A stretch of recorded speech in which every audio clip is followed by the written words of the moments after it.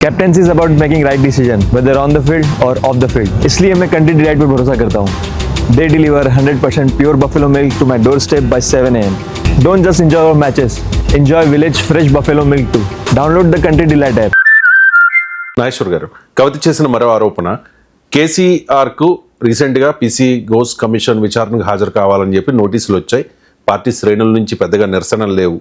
కానీ కేటీఆర్కు ఫార్ములా ఈ కేసులో నోటీసులు వస్తే మాత్రం శ్రేణులంతా నానా హంగామా చేశాయి అని ఇండైరెక్ట్గా చెప్పారు. కేటీఆర్ పార్టీని తన గుప్పెట్లో పెట్టుకోవాలనుకుంటూ ఉన్నారు, తన డైరెక్షన్లోనే జరుగుతోంది అని చెప్పేసి కవిత కామెంట్ మీద, ఈ ఆరోపణ మీద మీ కామెంట్. అంటే కేసీఆర్ అంత అసమర్థడా? కేసీఆర్ ఆదేశిస్తే ఎవరు నిరసన తెలపడానికి సిద్ధంగా లేరా? అంటే మొత్తం కేటీఆర్ది హవా నడుస్తుంది, కేసీఆర్ది ఏమీ నడవడం లేదని అనుకుందామా? అందువల్ల బహుశా అది మరి అంటే ఆ డిఫరెన్స్ అయితే కవిత రైజ్ డిఫరెన్స్ ఇంట్రెస్టింగ్ డిఫరెన్సే నిజం కూడా అది. ఎందుకంటే మరి దానికి రియాక్షన్ అవసరం లేదని పార్టీ అనుకుందా మనకు తెలియదు. సో కేటీఆర్ మీకు ఇంకొక పాయింట్ కూడా ఉంది. పీసీ ఘోష్ కమిషన్ది కాళేశ్వరం విషయంలో ఒక కేసీఆర్కి రాలే, అది హరీష్ రావుకి వచ్చింది, ఈటల రాజేందర్కి వచ్చింది. సో అందువల్ల దానికి నోటీస్ రావడంలో కూడా తేడా ఉంది. మీకు ఈ ఫార్ములా ఈ రేస్లో కేటీఆర్ కోమో అందులో నిందితుడిగా పేర్కొన్నారు ఆ కేసులో. కాళేశ్వరం దాంట్లో నిందితుడిని పేర్కొన్నట్లేదు నాకు గుర్తున్నంత వరకు. ఆయనను విచారణకు పిలిచడం అంటే దేనికి పిలిచారన్నది కూడా ఇంపార్టెంట్ కదా. నేను నిందితుడిగా విచారణ పిలవచ్చు, సాక్షిగా విచారణ పిలవచ్చు, చాలా వాడు పిలవచ్చు కదా. అందువల్ల ఫార్ములా ఈ కేసు ఏమో నిర్దిష్టంగా మీకు ఒక కేసు, అది అంటే ఆల్రెడీ ఆయన పైన కేటీఆర్ పైన ఏసీబీ పెట్టిన కేసు. ఏసీబీ పెట్టిన కేసుకు ఒక విచారణా సంఘం మాకు సమాచారం ఇవ్వని పిలవడం ఒకటి కాదు కదా, రెండు చాలా తేడా ఉంది. మరి కవిత దాన్ని ఉపయోగించుకునే ప్రయత్నం చేసింది, కానీ మీకు విచారణా సంఘం ఎవరైనా పిలవచ్చు కదా. ఆ మాటకొస్తే పీసీ ఘోష్ కమిషన్ చాలామంది పిలిచింది కదా. కోదండరామ్ సార్పై మాట్లాడాడు, ప్రకాష్ మాట్లాడు, చాలామంది మాట్లాడారు. దాని ముందు వందలాది మంది తమ అభిప్రాయాలు చెప్పారు.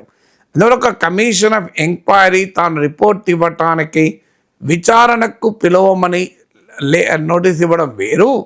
ఒక కేసులో ఒక అవినీతి నిరోధక సంస్థ లేదా ఒక విచారణా సంస్థ, ఒక లా ఎన్ఫోర్సింగ్ సంస్థ కేసులో నోటీస్ ఇవ్వడం వేరు. ఈ రెండు ఒకటి కాదు కనుక బహుశా రియాక్షన్లో కూడా తేడా ఉండొచ్చు. ఇప్పుడు మీరు గుమ్మడికాయ దొంగ ఎవరంటే భుజాలు తడుముకున్నట్టు అవుతుంది కదా. కేసీఆర్కు ఒక PC Ghosh Kaleshwaram commission notice ఇవ్వడంతోనే బీఆర్ఎస్ కార్యకర్తలు రోడ్డు మీదకి వస్తే ఖచ్చితంగా కాంగ్రెస్ కాగితం అయ్యేది. గుమ్మడికాయ దొంగ అంటే భుజాలు తడుముకున్నారు చూడు, ఏమన్నా మేము ఏమన్నా కేసీఆర్ దొంగతనం చేసినామా, కేసీఆర్ ఏమైనా తప్పు చేసినామా అన్నామా? కేవలం కమిషన్ విచారణ పిలిస్తేనే ఇంత అలచలు చేస్తారు ఎందుకు అని చర్చ వస్తారు అదా. సో అందువల్ల అది కరెక్ట్ స్టాండ్. అది మీకు కాళేశ్వరం కమిషన్కు నోటీస్ ఒక్క కేసీఆర్కు రాలేదు, అది తేడా.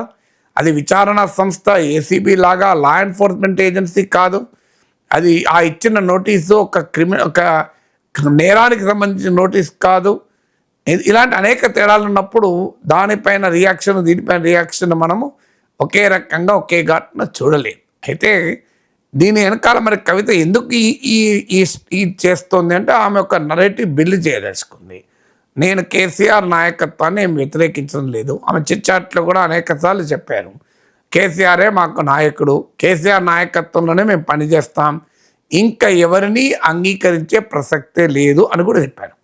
అందువల్ల ఆమె కేసీఆర్ను డిఫెండ్ చేస్తూ కేటీఆర్ను టార్గెట్ చేయాలన్నది ఆమె లక్ష్యం, ఆమె వ్యూహం. ఆ వ్యూహంలో భాగంగానే కాళేశ్వరం కమిషన్ నోటీసుల పైన స్పందించలేదు, ఏసీబీ ఫార్ములా ఈ కేసు పైన స్పందించారు అని ఆమె యొక్క నరేటివ్ బిల్డ్ చేయదలుచుకుంది. రెండు వేరు నాకు తెలియక కాదు.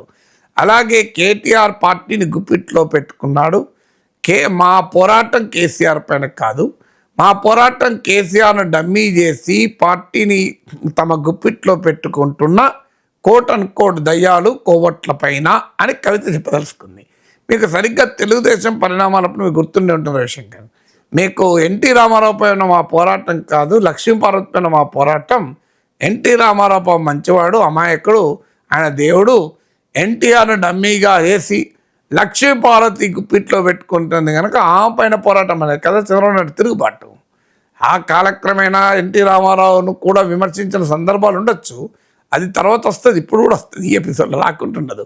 కానీ మీరు ఇనీషియల్ ఎపిసోడ్ కానీ ఇప్పుడు కూడా ఎన్టీఆర్ వర్ధంతిని ఘనంగా టీడీపీ జరుపుతోంది కదా. అందువల్ల ఇప్పుడు ఏం ఎన్టీఆర్ ఇప్పుడు కూడా విమర్శించడం లేదు. సో అందువల్ల వాళ్ళు అప్పుడు కూడా టార్గెట్ ఏంటి, రామారావుపై మా పోరాటం కాదు, రామారావును పార్టీని గుప్పిట్లో పెట్టుకున్న లక్ష్మీపార్వతి పైన మా పోరాటం అని ఇప్పుడు కూడా కవిత అదే చెప్పదలుచుకుంది. అందువల్ల ఎప్పుడు కూడా పోరాటాలు ఒక నరేటివ్ బిల్డ్ చేసేటప్పుడు తమకు అనుకూలమైన అంశాలని ఎవరైనా వెతుక్కి పట్టుకొని దాన్ని ముందు పెడతారు కదా.